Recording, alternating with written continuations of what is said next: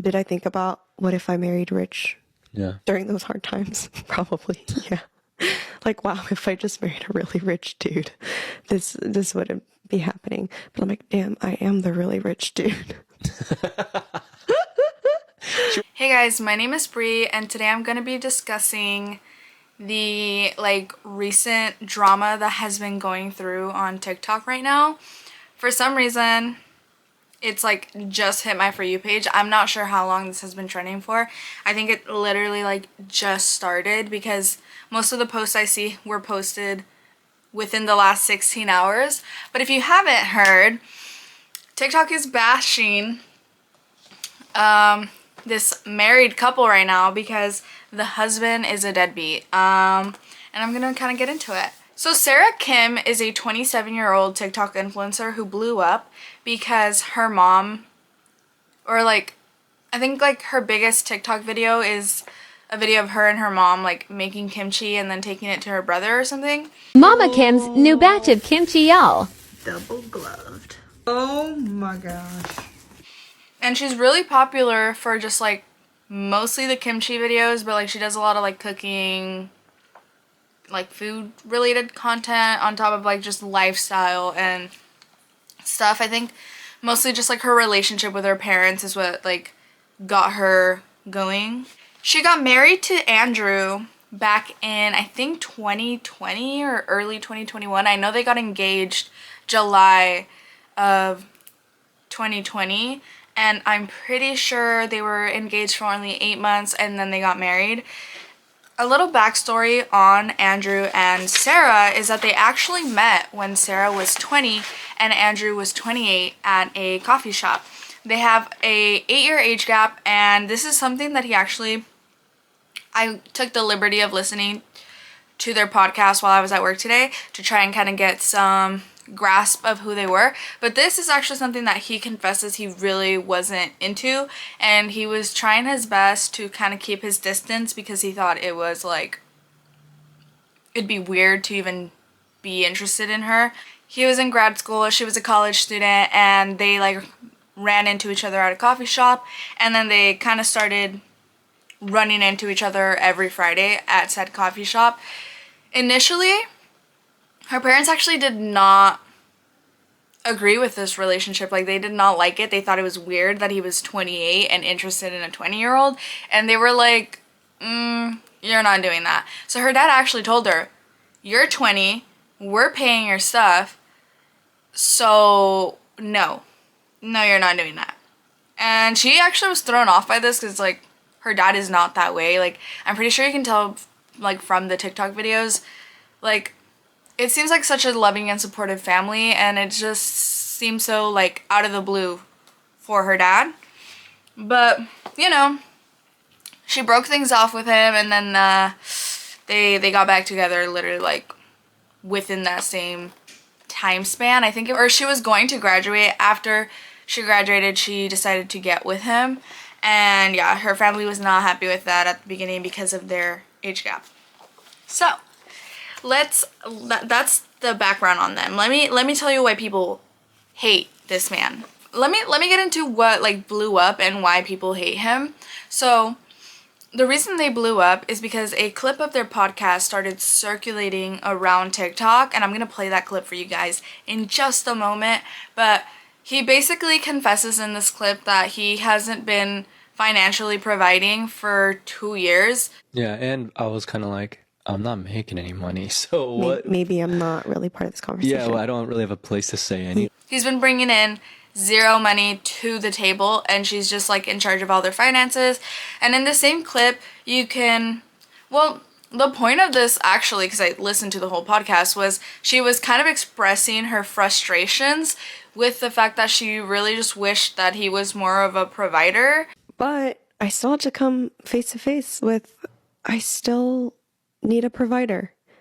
No matter how many times I can double, triple, quadruple your income, I still need a financial provider, or contributor.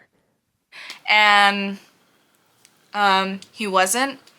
She said that she wished he had some more financial literacy and was kind of disappointed in the way that he managed his money. And Like, she just really wished that he would like lock in and start making some bread, because she likes to have that stability. She wanted to have like savings, and like she just wanted to have all this stuff, right? And he was like not working or making money. And I believe that financial literacy is really important. I'm really passionate about it. Naturally, I started managing our money. You know, and also like if I'm the one bringing in money and also paying bills, like naturally I see the way it flows. I want to make sure we have enough in our retirement. I want to make sure we have constant investments and savings. What are our financial goals and etc. And now we have a baby coming too, and so even more planning. And for him, it was like, if I can pay rent, I'm good. I don't need anything else. And for her, it was more like, well, we need to think about like retirement and like our kids' like college tuitions, and like we can't, you know, maybe like buy a house. And then I picked a career where, like, kind of in that nonprofit Christian world, you don't make a lot of money, but you're not in it for the money. And so I was used to just being poor, just barely making it, just getting by. And so my bar for what feels financially secure is extremely low. Like, hey, I can pay rent next month. We good, right? I'm stressed out from hearing that. For Sarah, that's not. She's thinking about retirement, right? Like, she's I was early thinking 20s. about our non-existent baby's college tuition, actually. Yeah. And so that's the clip that blew up. But obviously, with the internet, when they decide to hate someone, they are going to dig up every single thing that they can.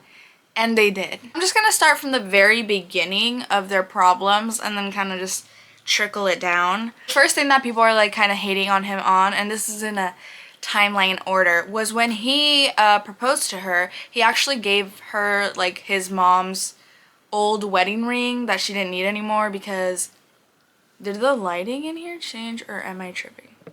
Not only did you not take time to go and get it fixed for her, because he was like, oh, I don't have money or something. Like, he didn't have money for a ring. So he just asked his mom for hers.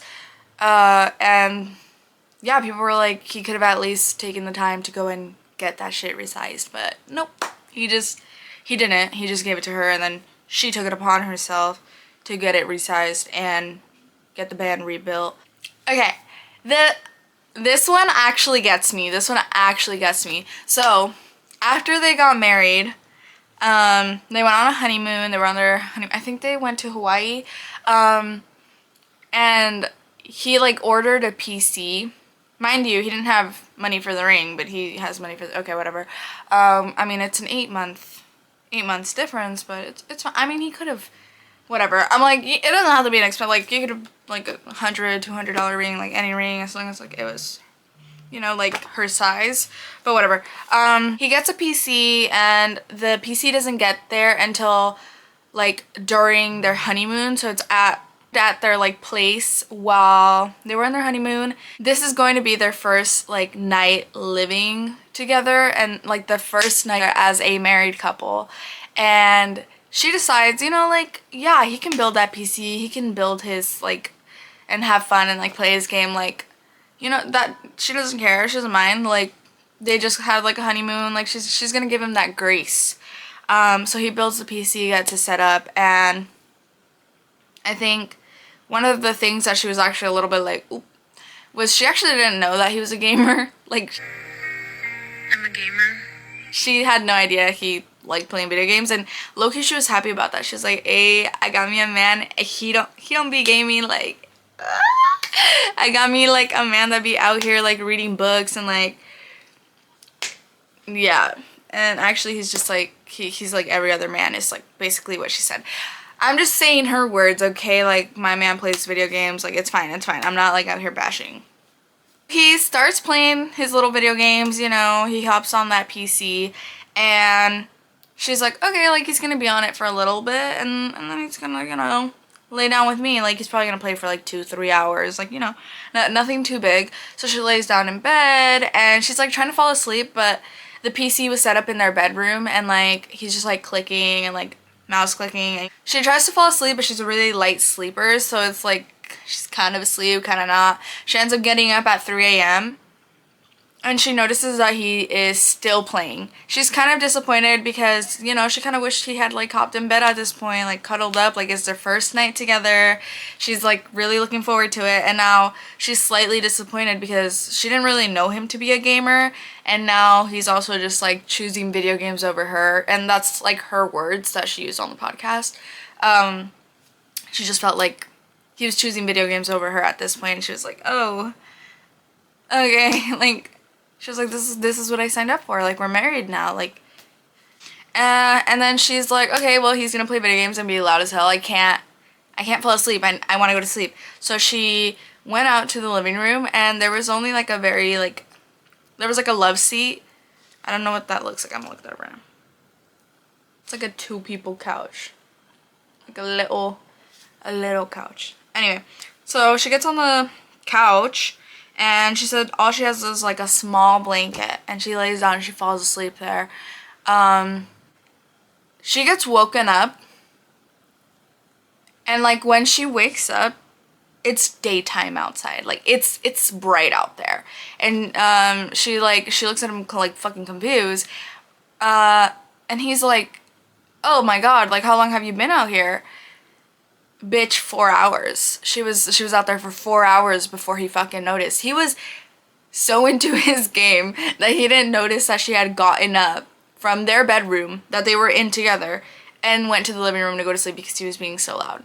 And she was so upset that when she actually ended up, like, I think that initially she didn't really feel comfortable with, like, expressing her feelings because she didn't really want to come off as, like, annoying. But then when she finally, because he could tell something was wrong, when she finally, like, told him what was wrong, she was just, like, crying. Mind you, in the podcast, she literally prefaces, like, yeah, we started off with a low on our, like, in our marriage, and he's, like, laughing. He's like, oh my god, yeah, this is a funny story. And she was like, this is not a funny story, actually. Like, this is, like, a really sad story. Like, it like, hurts my feelings. Yeah. Thankfully, you're amazing.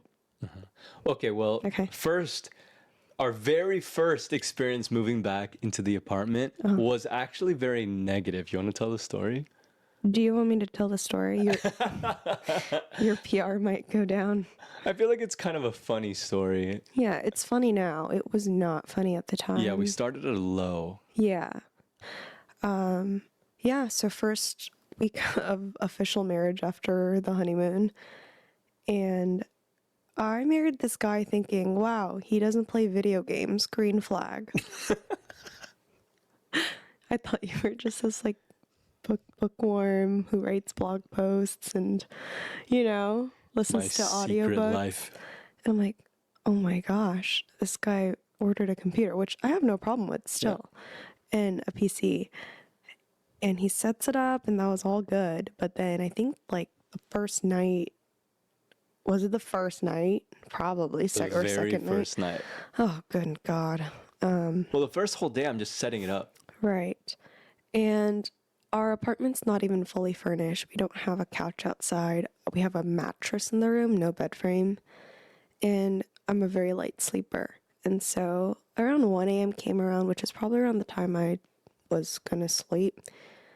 I try to go to bed, and Andrew's still playing. I don't know when he started playing, probably like 10 p.m. or something.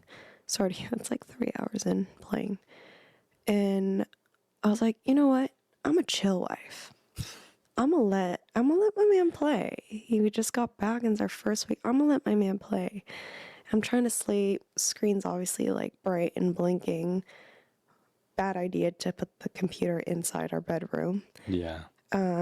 Keyboard clacking. Not keyboard, mouse clicking. Mouse clicking. And so I'm doing my best to sleep. And it's not just the noise and the light. It's kind of like my rage. I didn't know that was growing inside of me. I was like, wait, like, he's a grown man. He would know when's a reasonable time to stop playing. Maybe 3 hours is normal, but he just got the computer. He could play for another hour or two. 5 hours, yeah, that's a good binge. And so I figured around like 3 a.m. he might come to bed.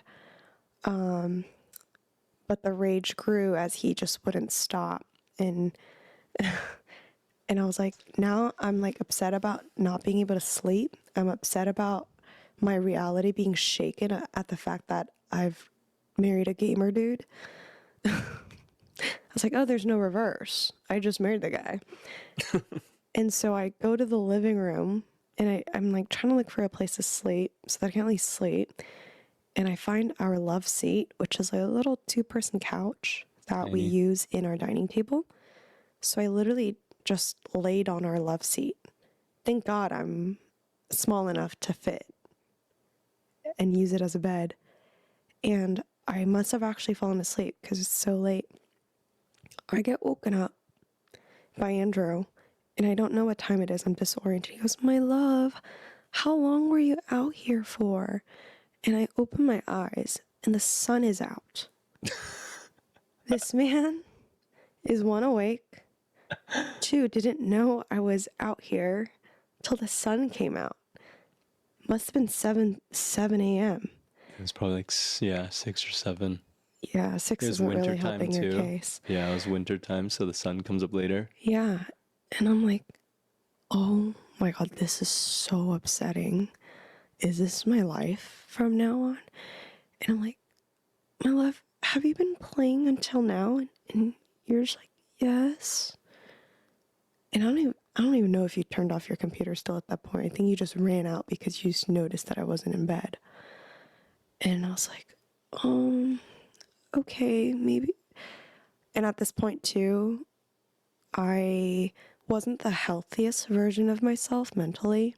I had just come out of a really toxic job, and I'm also still really young. I'm not able to communicate appropriately. Like, even though I'm really mad and disappointed, this is literally how I'm saying it. I'm like, my love, like, that's a really long time, like, you know? And I think Andrew was like, I'm gonna throw it away.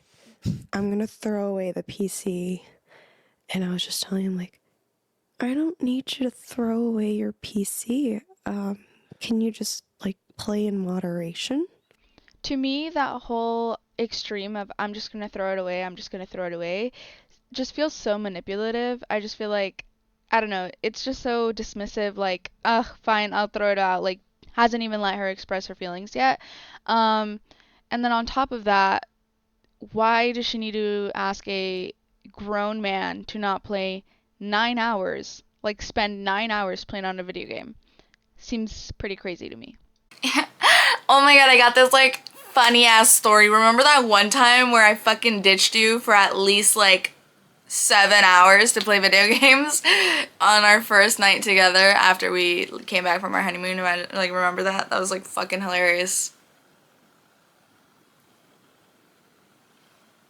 What? What? So, he was working until February 2023, and then he didn't start working again until this month, January 2025, when they announced the pregnancy. So that's kind of convenient. Which is actually, it's funny because on his LinkedIn, it wasn't on there, like his new job wasn't on there until after everyone started calling him a bum, unemployed loser.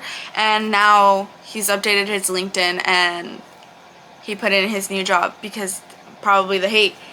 Contrary to popular belief, he was working, he just was doing like part-time, and he felt like he was bringing in like no money. And then, I mean, it's kind of on him because he did say, I'm bringing in no fucking money, instead of just saying I work part-time, and so I felt like, no, like he just said, I'm not bringing in money. And apparently all he did was play video games throughout the whole time instead of like learning like useful skills and like growing as a person. I don't know though. That's just what people were saying. I couldn't find any proof on that. It took her dad about a month to get back to Andrew when Andrew originally asked for his blessing. It actually took him a whole month. And Andrew was like coming over and like hanging out with Sarah throughout this whole time. So he's just like coming over and like looking at the dad like, any thoughts? Have you made up your mind? No? Okay. And I just think that's actually kind of funny and awkward as fuck. Like, imagine you ask someone, like, for their blessing, and like now you just have to see, like, imagine you ask someone's father for his blessing, and now you just have to see him over and over, and he still hasn't said shit to you. Like, he's like kind of avoiding you a little bit. Like, I kind of want to cry now. Thumbs up, no. And this is the worst one that I want people to talk about even more. This man, oh my god. He is a congregational pastor at Westgate Church. So, you know. And people found videos of him, you know, preaching. And he's actively talking shit about her. Like, he's active. Like, this is the worst. To me, this is the worst, and I feel like it should be, like, documented. It should be talked about a lot more. Over, like, him just not working. Like, him not working, like, that's bad on its own. Not providing, not helping, not, like, putting in anything into the relationship. You know, besides that, he's also talking shit about her. So there's, like, this whole, where I wrote his exact wording on here. So, context on him is that he's learning Korean. And he talks about how he didn't really grow up around Korean culture like she did, and it kind of seems like bro's holding a little bit of resentment over that, and he's a little mad that she grew up with that, like, culture and had all that, and he didn't, because, like, he says it in this tone, and then, whenever he starts, like, talking about how he's, like, learning Korean, and, like, he's kind of having, like, a hard time doing that or whatever, he mentions that she will point out when he messes up on a word or something, and, like, she kind of laughs about it. Goodness gracious. Today, as we start, I want to share with you something that I have been struggling with, and it's become a significant thing in my life. It's been really difficult. I have been trying to learn how to speak Korean, okay? And it's very hard. Okay, I was born in Illinois behind a cornfield. I wasn't raised around a bunch of Korean people. My Korean is terrible, okay? And I practice, but I suck, and it's kind of embarrassing. And what doesn't help is that there's this person who lives in my house, and she cackles every time I'm speaking in Korean. I'm trying my best, but she loves to laugh at me, and not just laugh at me, but point it out and be like, "What did you just say? Can you say that again? Oh my gosh, you sound so stupid. Hold on." And she'll pull out her phone and she'll record it, right? So some of you have had the honor of seeing me humiliate myself on the internet, right? If you've seen any of my wife's videos, and she enjoys this process of pointing it out, and it can be difficult. It's cruel, right? What kind of cruel person does this? And that story has no resolution. I'm doomed. But Mind you, he says, like, when he's talking about her, he says, "There's this person who lives in my house." Bitch, it's a two-person household. Like, it's not that hard to connect the dots. Could you just say my wife? He says, "It's cruel. What kind of cruel person does this?" These are being, like, recorded and posted on their YouTube channel, and this is actually something I wanted to mention.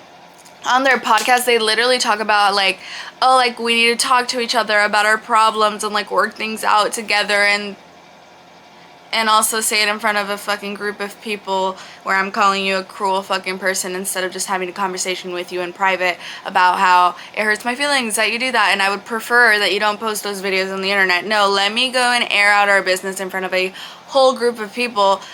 But on top of it, like, obviously, like, okay, you know, when, you know, they're preaching, and I think this specific one is, like, they interpret the Bible in front of a group of people, and they kind of use their life experiences to, you know, talk about it. I just feel like he could have done that in, like, a way better, way nicer way. On top of that, like, knowing that your wife is in the spotlight, she has, like, 2.7 million followers, and knowing that this is being recorded and uploaded to your church's YouTube channel, maybe you would not use that kind of wording. Maybe you would not, like, air out the business in front of everybody, and also, like, mention, like, yeah, maybe you've seen me on the internet making a fool of myself, and now I'm gonna make a fool of my wife by talking shit about her and being a piece of shit husband. Okay guys, so it's the end of the video. I filmed one that day, but I felt like it looked, like, really ugly, so I'm, like, refilming it now. But at the end of the day, they're grown adults and they will do what they want. So I don't think sending them a bunch of hate is going to really change the situation. So I don't really think that's the way to go. But also, I forgot to mention, guys, you know, don't go hate on them, but like, so she's a pregnant lady who is working a 9 to 5 and working so hard trying to provide for the family, creating the content, editing everything, editing the podcast, being in charge of all their finances. Like, you would think he'd step it up a little bit. So I'm not saying all this to like go send him hate. I mean, do whatever you want. But like, you know, I can see why people are sending them hate. I can see why people are really mad about this situation, but also like, hate, it's not gonna change anything. So maybe just leave him be. Oh, also like, comment, and subscribe. Thank you.